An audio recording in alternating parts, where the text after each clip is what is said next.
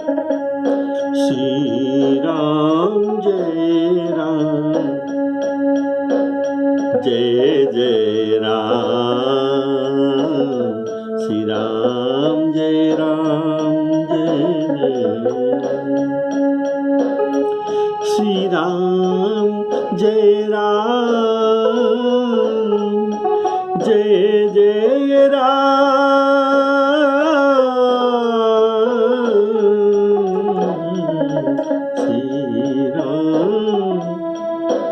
जय राम, जय जय राम, श्री राम जय राम, जय जय राम।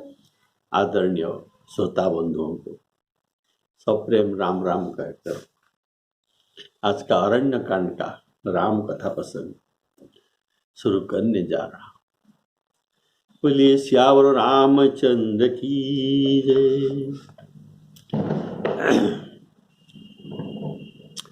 चित्रकूट में बसकर श्री रघुनाथ जी ने बहुत से चरित्र किए जो कानों को अमृत के समान सुख देने वाले हैं। फिर कुछ समय के पश्चात श्री राम जी ने अनुमान किया कि मुझे सब लोग जान गए हैं,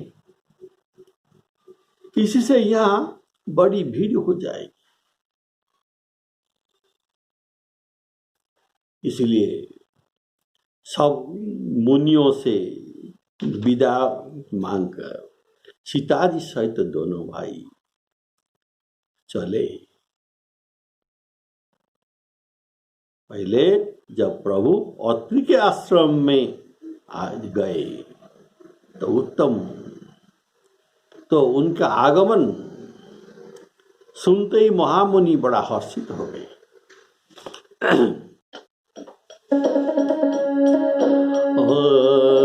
रघुपति चित्रकूट बसी नाना, चरित किए श्रुति सुधा समाना। कानों के लिए अमृत श्रुति सुधा समाना। बहुरी राम अस मन अनुमाना, होई भीर सबई मोहि जाना। सकल मुनि नासन विदा कराई, सीता सहित चले दो भाई। सीता सहित चले दो भाई। अत्रि के आश्रम जब प्रभु गए, सुनत महामुनि हर्षित भयउ। श्री राम जय राम, जय जय राम। तो सुनिए, होई भीर सबहि मोहि जाना। बड़ा भीड़ होगा, ऐसा रघुनाथ का सोचने का भाव क्या है। भीड़ होने के कारण अवधवासी और मिथिलावासी देखकर सब गए हैं। वे किसी ना किसी बहाने को अवलंबन करके अवश्य आते जाते रहेंगे। तो भीड़ का पास रखना और भीड़ में रहना ये धर्म के विरुद्ध है। इसी से माता कैकेयी जो वर मांगते, क्या मांगे थे?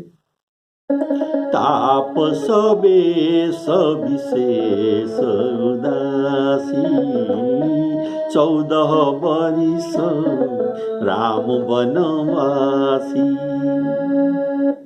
विशेष उदासीन व्रत का पालन नहीं हो सकता। अगर बहुत भीड़ होगा तो ये उदासी व्रत का बाधा पड़ता है। ये उदासी व्रत के प्रतिकूल होगा। अवध का नागरिक आकर अपना महारानी को देखेंगे, ये कुश साथी पर सो रहे हैं, यह देखकर ये आकुल क्रंदन करेंगे। और मिथिला के को नागरिक जो सीता जी को पुत्री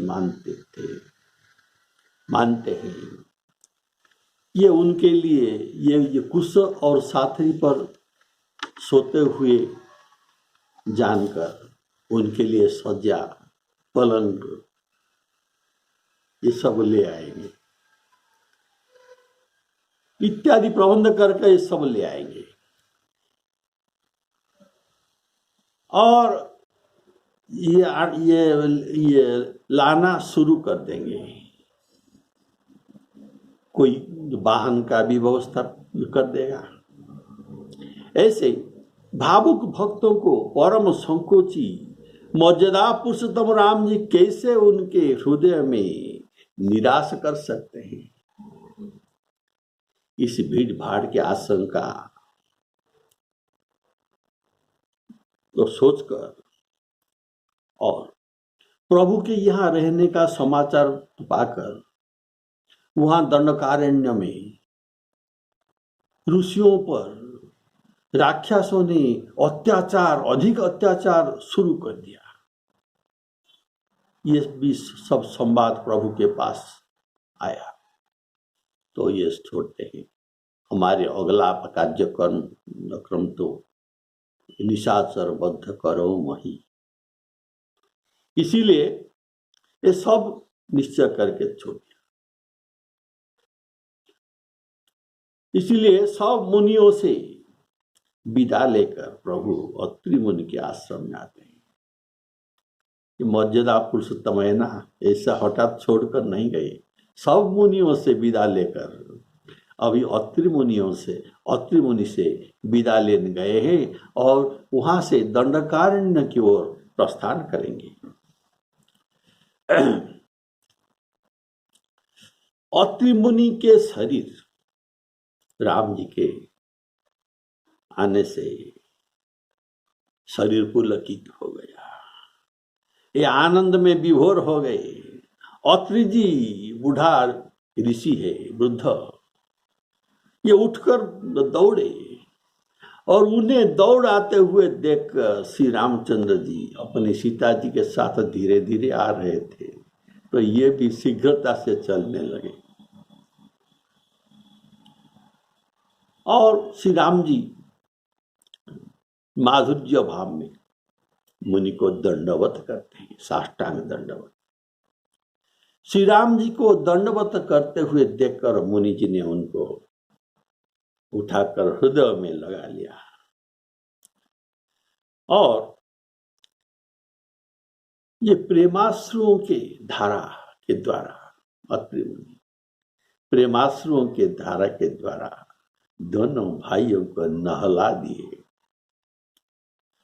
और श्री राम जी की छवि देखकर मुनि के नेत्र शीतल हो गया। तो वे उनकी आदर पूर्वक स्वागत करके अपना आश्रम को ले आए, सुंदर आसन में बैठाए, उनका पूजन करके सुंदर वचन कहते हैं। मुनि ने मोल फल उनके भोजन के लिए दिए, जो प्रभु के मन को बहुत अच्छे लगे, रुचे, बहुत उनको रुचा, मीठा लगा। प्रभु को आसन पर विराजमान कराए अत्रि मुनि।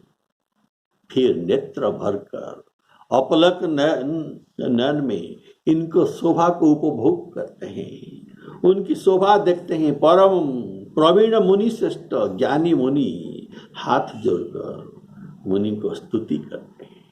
बोलिए श्री राम जी का स्तुति करते हैं। पुलकित गात अत्रि उठि धाये,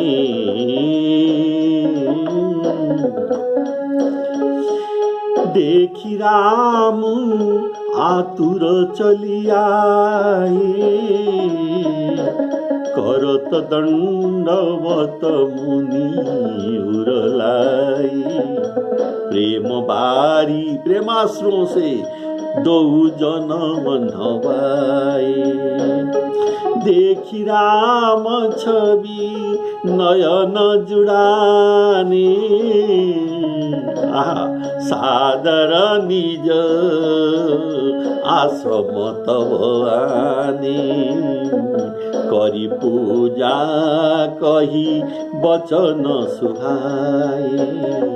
दिए मूल फल प्रभु मन भाए। श्री राम जय राम जय जय राम। प्रभु आसन आसीन, प्रभु आसन आसीन, आसन में बैठे हुए। भरी लोचन शोभा निरखी। मुनिवर परम प्रवीण, जोरी पानी स्तुति करत। श्री राम जय जय राम। अत्रि मुनि के ये स्तुति, राम जी की स्तुति, ये बड़ा प्रसिद्ध स्तुति है रामचरित मानस में। और सुंदर भावगर्भ तत्वबद्ध तत्वयुक्त। तो पहले कुछ भाव सुनिए, फिर भाव सुनने के बाद आपको अत्रि मुनि जी की ये स्तुति सुनाऊंगा। बोलिए श्यावर रामचंद्र की जय। करत दंडवत मुनि उरलाए। यहाँ श्री राम जी और मुनि दोनों की मिलने की परस्पर आतुरता दिखाई जाता है। प्रभु के माधुर्य में मुनि को दंडवत किया। प्रभु ने अपनी माधुर्य लीला में, माधुर्य भाव में मुनि को दंडवत किया। ये तो करना चाहिए, मर्यादा पुरुषोत्तम सब मर्यादा को रखते हैं। पर मुनि राम जी के ऐश्वर्य भाव पर उनकी 16 प्रकार उपचार करेंगे। बोले श्यावर रामचंद्र की। 16 उपचार में क्या क्या होता है? आसनं स्वागतं पाद्यं अर्घ्यं आचमनीयकं मधुपर्काचमनं स्नानं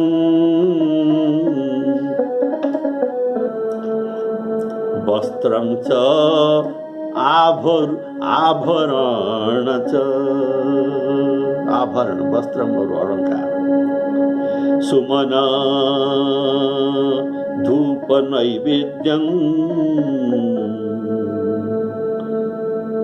सुमन धूप दीप नैवेद्यं वंदनम। ये है 16 उपचार के पूजा। तो मुनि ने प्रभु के ऐश्वर्य, मुनि ने प्रभु के माधुर्य लीला का मर्यादा रखा। मुनि ने प्रभु के माधुर्य लीला का मर्यादा रखा और आगे उनकी ऐश्वर्य के अनुकूल उनको प्रणाम करते हैं और भक्ति का वरदान भी मांगेंगे। बोलिए श्यावर रामचंद्र की। ये जो आप सुनेंगे अत्रि मुनि जी का स्तुति, ये एक छंद है, नग रूपिणी छंद।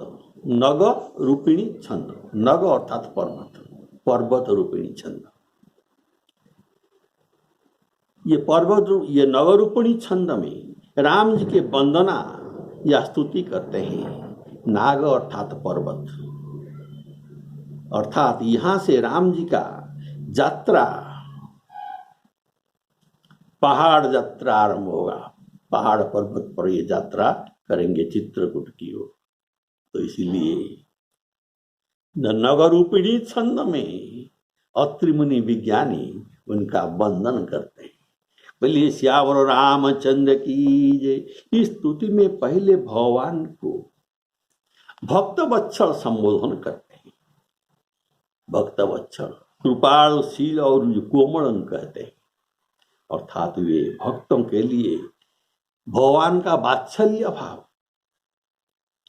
और औरों के लिए, सबके भक्तों के लिए वात्सल्य भाव, लेकिन औरों के लिए, सारे जगत के लिए जो कृपालु भाव। कारण ये तो उनके पराई नहीं है, भक्त अपना हो गया और क्या दूसरों क्या तो पराई हो गए, ये भी तो उनके जन्मित संतान। मयाध्यक्षण प्रकृति सूयते सचराचरम, ये प्रकृति को माता तो करके सबको जन्म किया है। भगवान कहते हैं ये सब अखिल विश्व मैंने ही उपजाया, मैंने ही उसको उत्पन्न किया और सब पर मेरा बराबर दया है। अखिल जीव यह मोर उपाया, अखिल जीव यह मोर उपाया, सब पर मोही बराबर दया। श्री राम जय राम जय जय राम। तो भक्त वत्सलता का भाव क्या है? सुंदर भाव सुनिए। जैसे गौ अपने बछड़ा को बहुत प्यार करते हैं, उन बछड़ा उनका बहुत प्यारे होते हैं। गौ के लिए बछड़ा उनका प्यारा होता है, वैसे ही प्रभु को भक्त बहुत प्यारा होता है। गौ गोपाल के साथ परवश होकर वन को घास चरने के लिए जाता है और सांझ समय सूर्यास्ताचल के जाने के समय ये लौटता है। तो ये कैसे लौटता है? जब इनका घर पास हो जाता है, बछड़ा का स्थान पास हो जाता है, तो ये दौड़ते हुए बछड़ा के पास आ जाते हैं फुंकार करके। इसी समय उसको कोई रोक नहीं सकता। जनो धेनु बालक बत्सत जिगृह, चरण वन परवश गई, दिनांत पुर रुख स्रवत। आते समय इनका स्तन से दूध स्रवित होता है और ये हुंकार करके दौड़ाते हैं। ये वात्सल्य रस उनका निगल रहा है।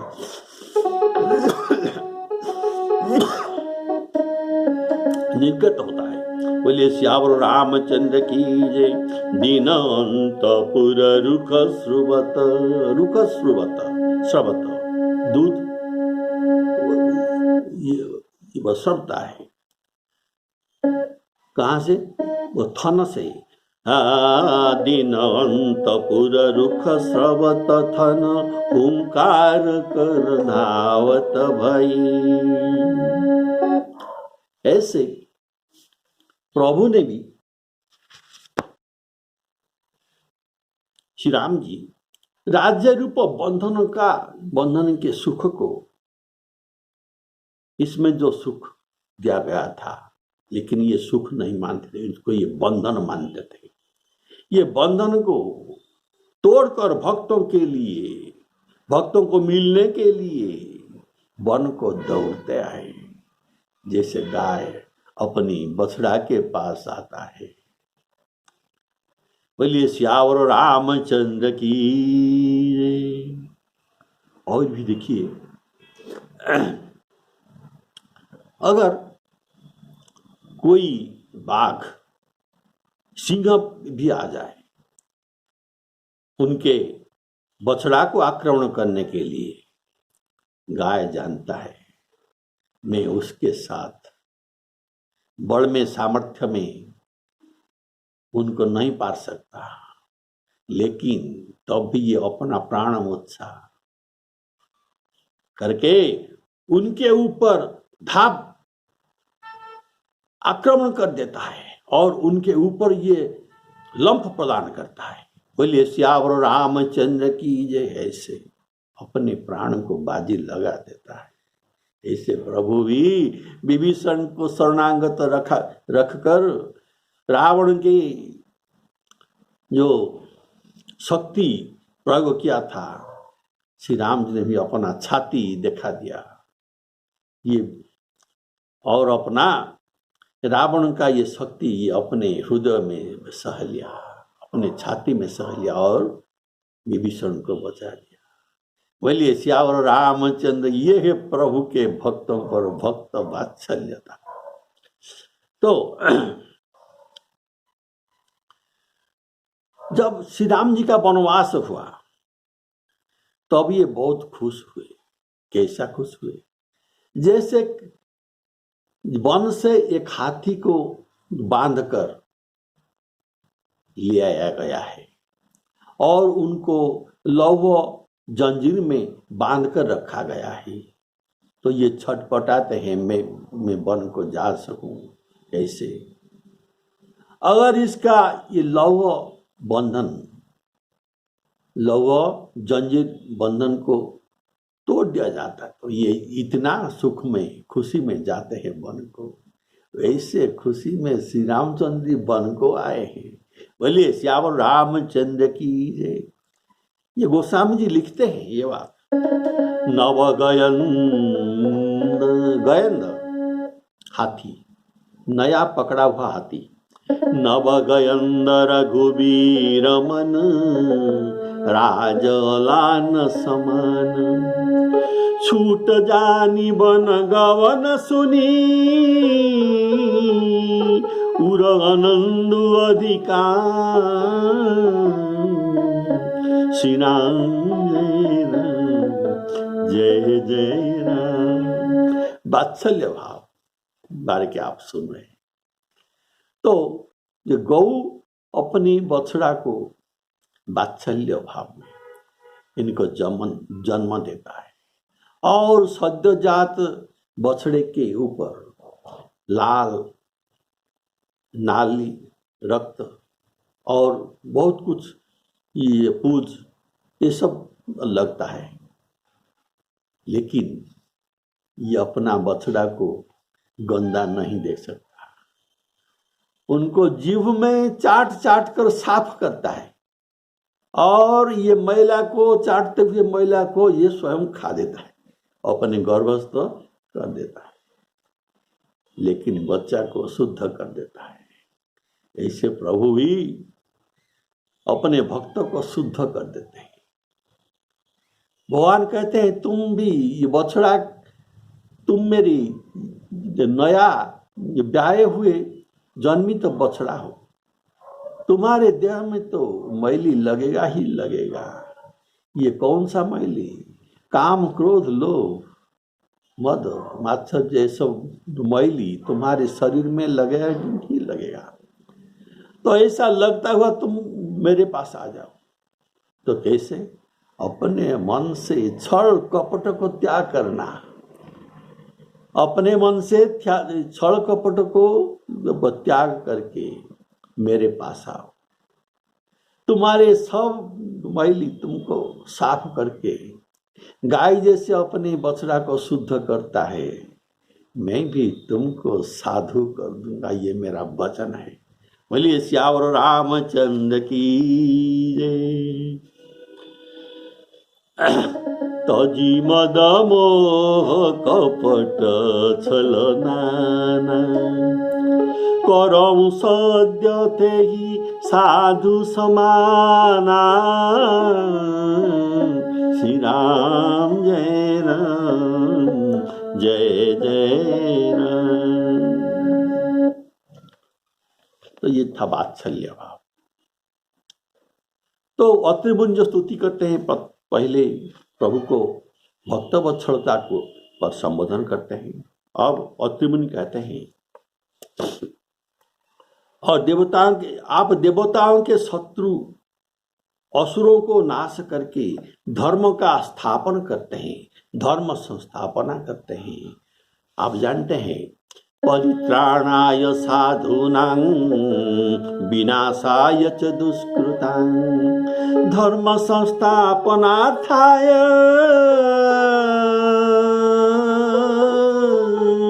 संभवामि जुगे जुगे। अत्रि मुनि स्तुति में कहते हैं, हे राम जी, हे प्रभु, आप सचिपति इंद्र के प्रिय अनुज है, इनके छोटा भाई। तो कैसे? अर्थात इंद्रादि सब देवता ये अदिति देवी के पुत्र है और अदिति देवी के पुत्र इंद्र और देवताओं से असुरों ने इनका राज्य छीन लिया। तो आप अदिति देवी के पुत्र बने, आपका नाम वामन भगवान हुआ, तो आप इंद्र जी का छोटे भाई हुए। इसलिए आप वामन अवतार में अवतीर्ण होकर बलि से छीना हुआ इंद्र का राज्य उनसे वापस करके दे दिया। आपने वामन अवतार में कैसे लाया वापस उनके राज्य? भिक्षा मांग, बलि के द्वार पर आप भिक्षा मांगने गए थे 3 पाद भूमि, तो भिक्षा मांगकर इंद्र के राज्य आपने वापस किया था। कारण आप सचिपति इंद्र के प्रिय अनुज है। ऐसे यहाँ आप रावण आदि को वध करके इंद्रादि को सुखी अवश्य करेंगे। जैसे राजा बलि को छड़कर देवताओं के राज्य वापिस किए हैं, वैसे अब आप छड़ से नर शरीर धारण किए। ये आपका असली नर शरीर नहीं है आप तो सच्चिदानंदमय है, चिदानंदमय देव तुम्हारी, विगत विकार जान अधिकारी। आप सच्चिदानंद विग्रह को त्याग करके नर शरीर कपट में लिए है, छड़ में लिए है। तो देवताओं के आप इस छड़ के द्वारा रावण को मार के उनका राज्य को वापिस कर देंगे। आप एक अद्भुत प्रभु है, आप एक अद्भुत प्रभु। ये कैसा? जिनका प्रभु का नाम, रूप, लीला सभी विलक्षण और अद्भुत है, आचरण भी अद्भुत है, आश्चर्यजनक है। अद्भुत प्रभु नहीं, जिनका शरीर नहीं ये दूसरों को ये स्पर्श करेगा, जिनका आंख नहीं ये सबको देखेगा, जिनका कान नहीं ये सब कुछ सुन सकेगा, जिनका पांव नहीं, पाद नहीं, ये सब जगह जा सकेगा, जिनका नासा नहीं ये सब कुछ सूंघ सकेगा, जिनका पाटी नहीं, जिनका पाटी नहीं है तो ये सब कुछ खा सकेगा, बिना रसनेन्द्रिय का, बिना जीव का ये सब स्वाद जान सके। ये क्या अद्भुत बात नहीं? ये सब राम जी में है। तो आप एक अद्भुत प्रभु हैं। गोस्वामी जी कहते हैं ये अद्भुत रूप का वर्णन बिना आदि अंत को जासु न पावा, मति अनुमानी निगम असगावा। रे बिनु पद चलाई सुनाई बिनु काना, कर कर्म करई विधि नाना, आनन रहित सकल रस भोगी।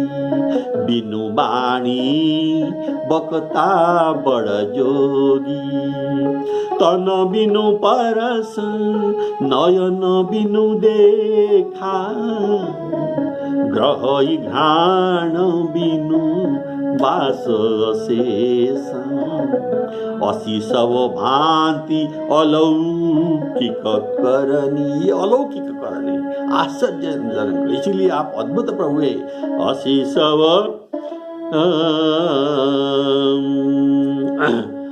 अस सब भांति अलौकिक करनी, महिमा जासु जाई नहीं बरनी।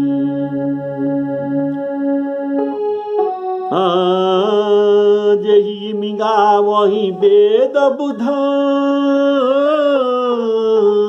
जिसको ऐसा वेद और पंडित ज्ञान ये बताते हैं वो तो कौन है?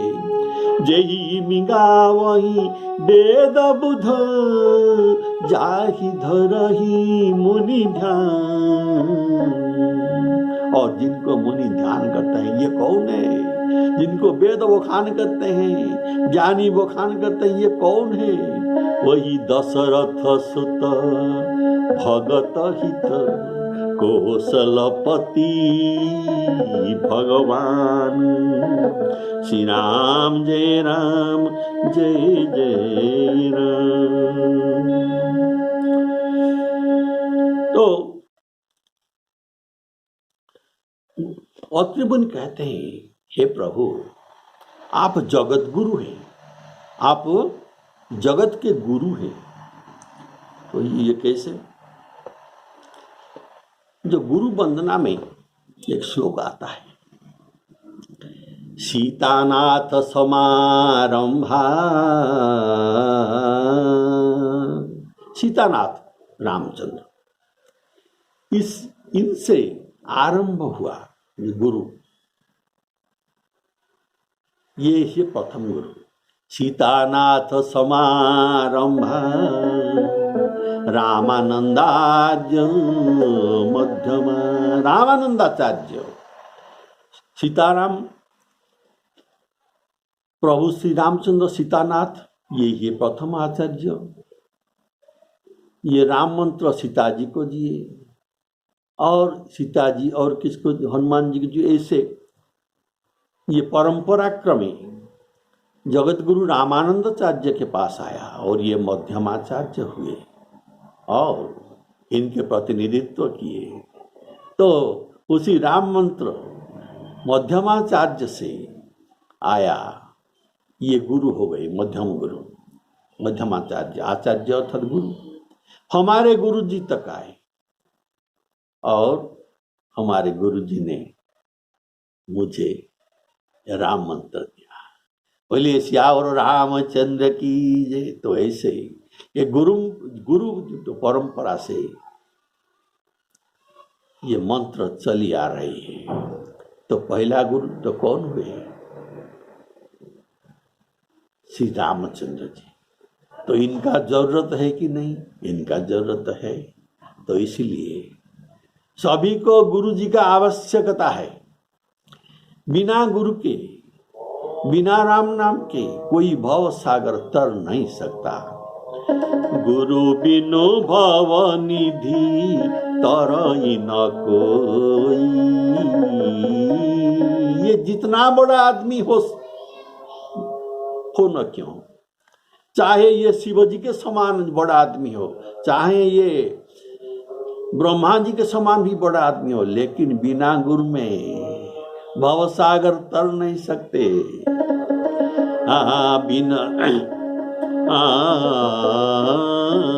गुरु बिनु भवनिधि तरई न कोई। जो बिरंची शंकर सम होई। श्री राम जय राम जय जय राम। तो अत्रि मुनि जी के स्तुति में तात्विक भाव आप कुछ आज सुने और भी कुछ भाव कल सुनेंगे, और इसके बाद आपको अत्रि मुनि जी के सुंदर वंदना ये नगद छंद में आपको सुनाऊंगा। बोलिए सियावर रामचंद्र की जय। श्री सीताराम अर्पणमस्तु। सभी के कल्याणमस्तु।